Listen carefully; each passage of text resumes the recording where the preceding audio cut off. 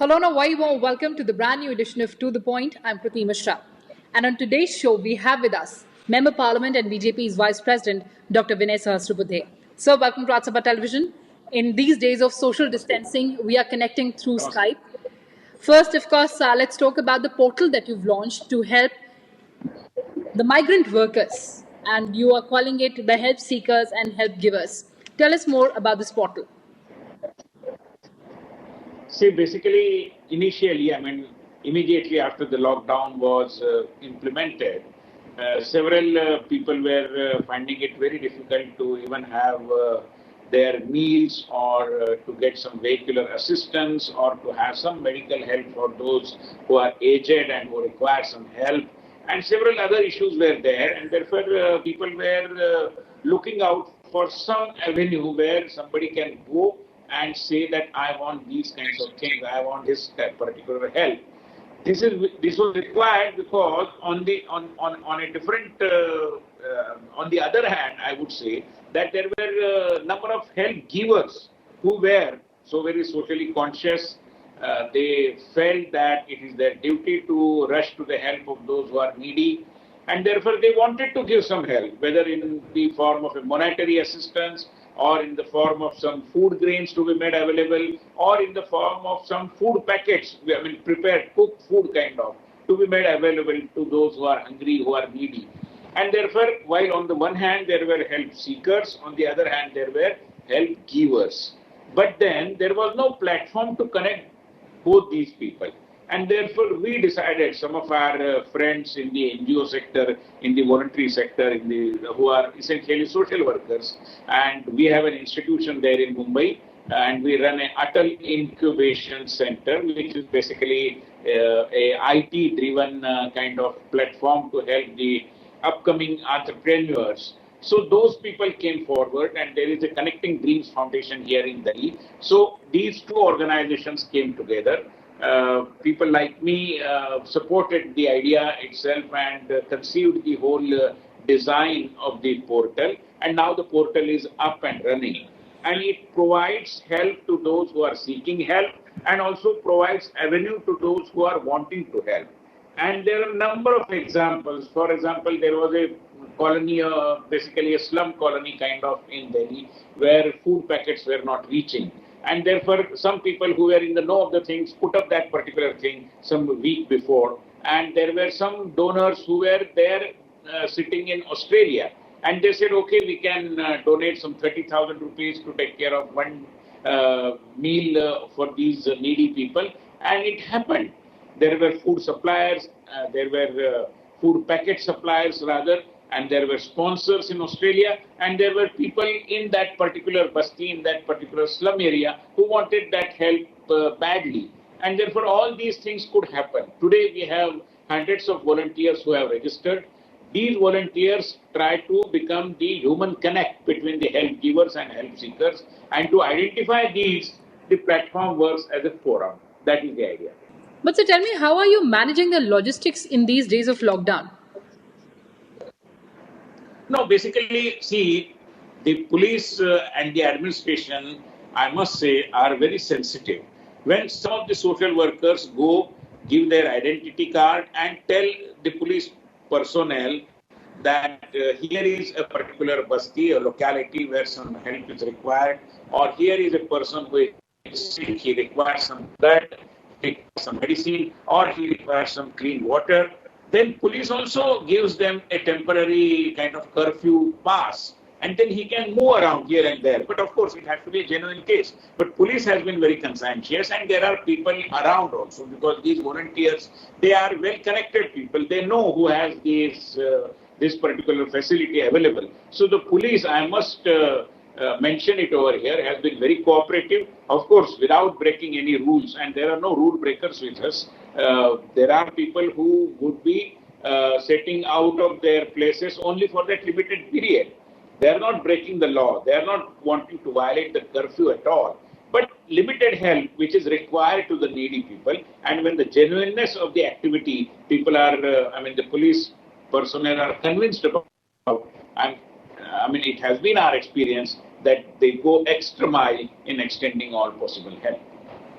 So, in the coming days, sir, how do you further plan to resolve the problems at grassroots amid the days of lockdown? No, I think we are all conscious of the fact that the challenge posed by the corona virus related pandemic is something very serious. But although it is very serious, it is not unsurmountable.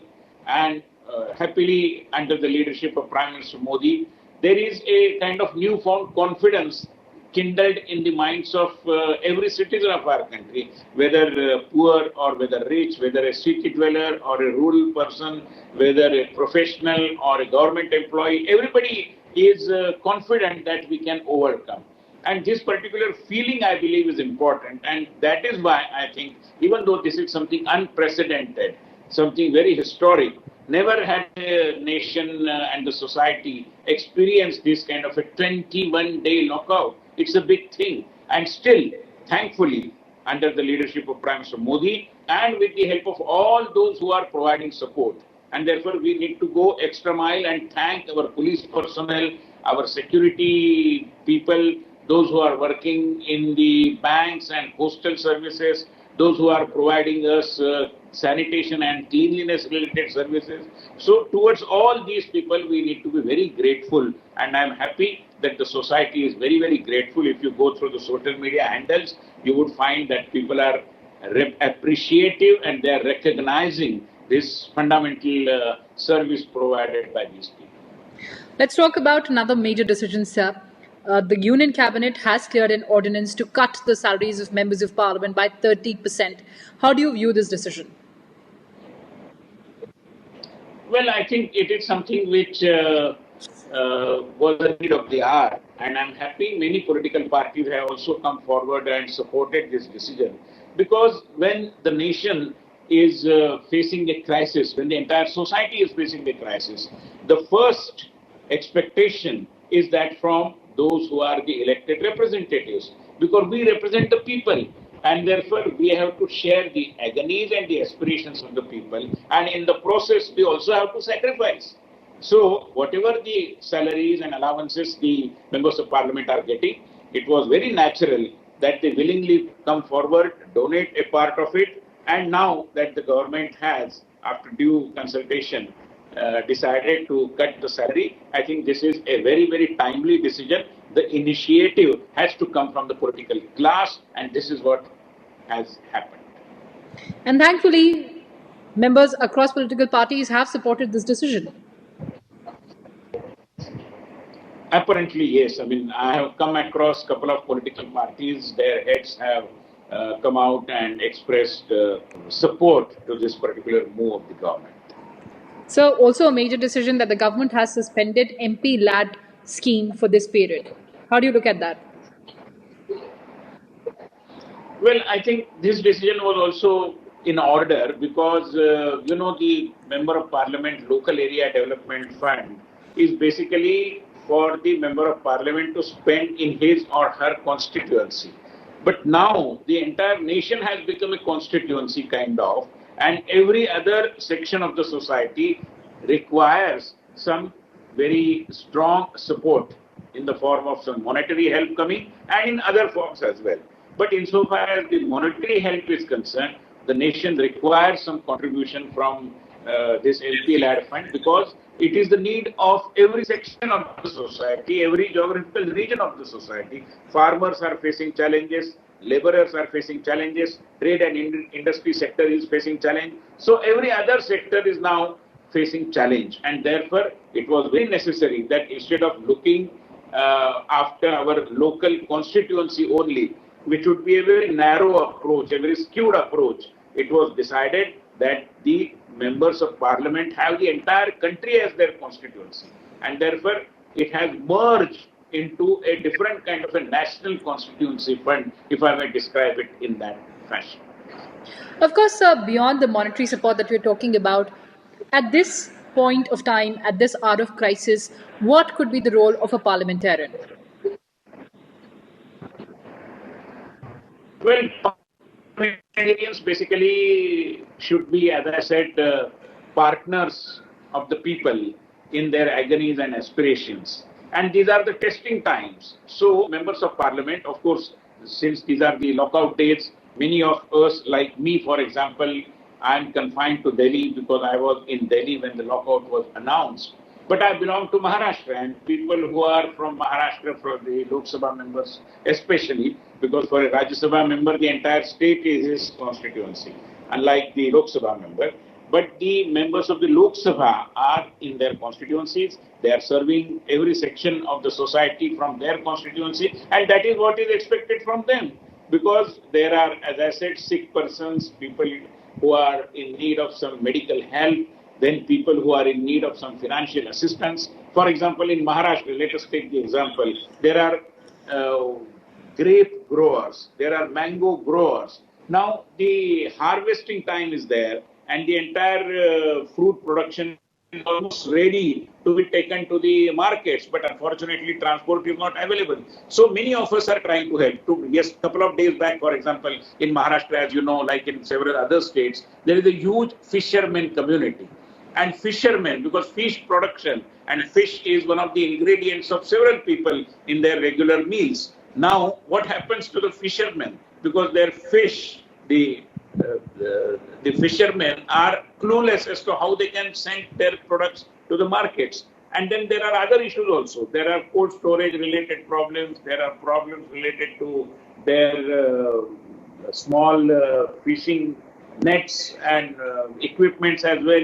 So number of problems are there, and then therefore I was able to happily organize some kind of a video conferencing meeting with the Union Minister for Fisheries and Dairy Development, Mr. Giriraj Singh. So this is what is expected of all of us. There are many people in India hoping to have some interaction with some minister. I'm going to try for it as well, because now physically you cannot move. They also cannot come over here. The minister perhaps is not advised to move out of his place. Then what do? We use technology and thereby try to help people meet with the minister. If he or she gets to know about the ground reality, chances are that a new policy framework is evolved out of it, and the right kind of decisions are taken, which are required in these very exceptional times. Absolutely, sir. We are fighting this invisible enemy, but in these trying times, there is this new paradigm for technology. How do you see it propagating further?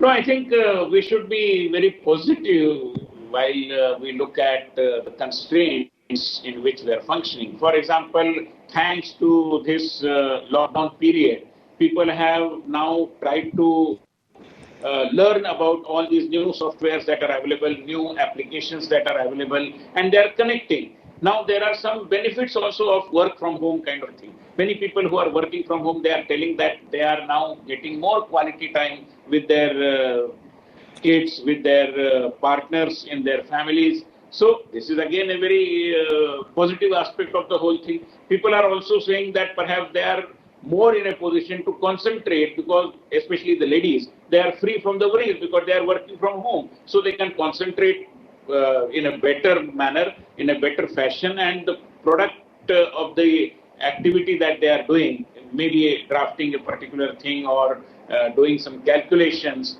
and they are finding that it is much more perhaps comfortable to sit at home and work.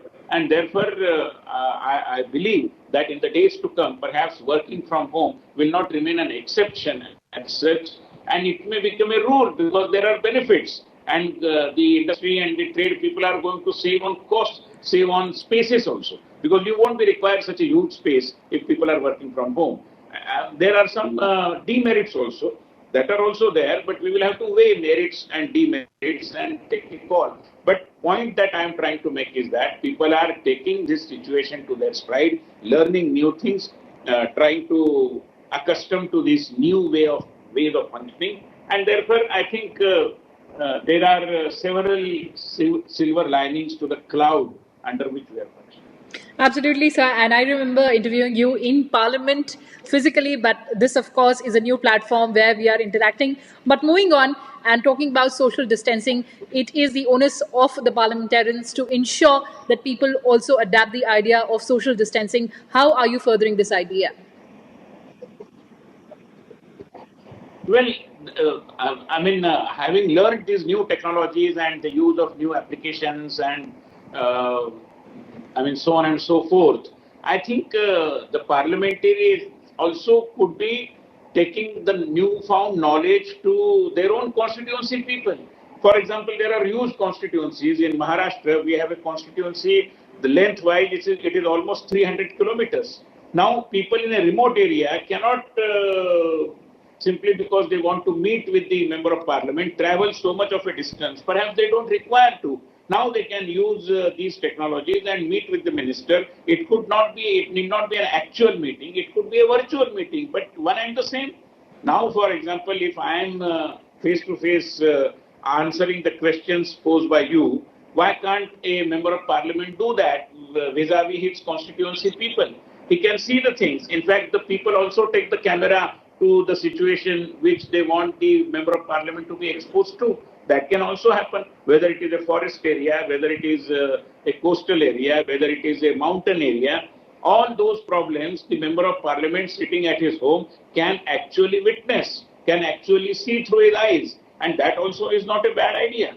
Of course, traveling and moving and then going close to the people, seeing their lives through your own eyes and not through technology has a different kind of advantage as well. Nobody can deny that. But in a situation like this, I think we will have to imbibe these new ways of functioning wherein these virtual meetings are a possibility. Absolutely, sir. So these are the novel avenues. But lastly, sir, Prime Minister has said that this is a long battle against this enemy. How do we, as citizens of this country, stand up, and how do we ensure that we also participate in combating this menace?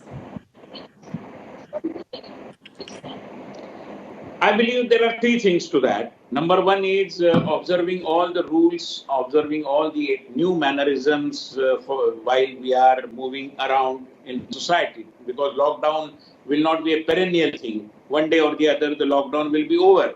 But even after that, you have to use the face covers, you have to use the hand sanitizers, wherever required, hand gloves also, and take care of your personal health that is required. We should not become at least a reason for further contamination in the atmosphere. And therefore, that social distancing related mannerisms, I think we will have to make them a part of our day to day habit. That is one thing. Secondly, we also have to take care of the things outside our houses. For example, if you go to a public place, then there are certain ways and means of handling them. But at the same time, you have to be conscious about the marginalized and disadvantaged and deprived sections of the society. So every time you have your meal, think of those who may not have been able to get their meal. So this social consciousness is also required to be very strongly in our minds, and not only through economic kind of partnership, sharing part of your salary or things like that, but that sensitivity has to be there in your minds always, at least for some time now, because there are going to be people who may not be, who must be facing hardships or rather unimaginable hardships due to these lockdown and related issues. So you have to think about them and you have to be preparing yourself to sacrifice for them also, to share their agony aspiration. So this is the second aspect which I believe is required. And thirdly, as what the Prime Minister and everybody is expecting, when we say that this is a long drawn battle, for some time we will have to prepare ourselves. I think we will have to take care of, apart from the marginalized sections of the society, take care of the younger generation as well. The students whose careers are at stake, school going kids, their studies and related issues are at stake. So all these things, while on the one hand we have to appreciate that these are extraordinary situations, on the other hand, we have to ensure that things have to be limping back to normalcy sooner than later. How that normalcy will establish, that is for all of us to ensure. It is not simply leaving up to the government. You cannot leave these kinds of very important things only to the government. You cannot outsource these things to the government. Whether the government, whether the administration, all of us are part of it. And therefore, we have to ensure that we also discharge our duties as a citizen. Absolutely, sir. So the biggest takeaway is when you have your meal, think about somebody who's not able to have a meal. And of course, social consciousness is of paramount importance. On that note, thank you so much for joining us and thank you so much for those insights. Thank you. Thank you very much. Dhanyawad. Namaskar.